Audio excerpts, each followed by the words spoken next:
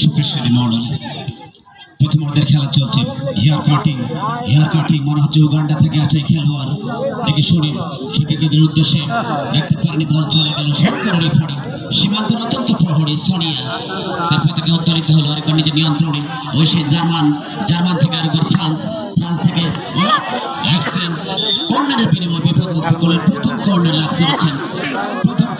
করেছেন এই one star স্পোর্টসের মাধ্যমে খেলাটি সম্প্রচার করছেন। জাতির বিবেক সাংবাদিক ভাইয়ের সাথে তাদের বসার ব্যবস্থা করে দিবেন। সাবেক খেলোয়াড়, মুক্তিযোদ্ধা পরিবার, সিনিয়র মানুষের মেয়া বসেছেন রাকিব হোসেন স্বপন। তিনি স্বপ্ন দেখেন, স্বপ্নকে বাস্তবায়ন করবার চেষ্টা করেন।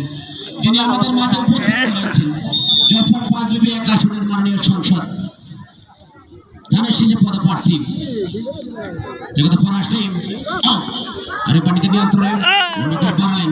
ইতিমধ্যে গুড আন্ডারস্ট্যান্ডিং যাত্রা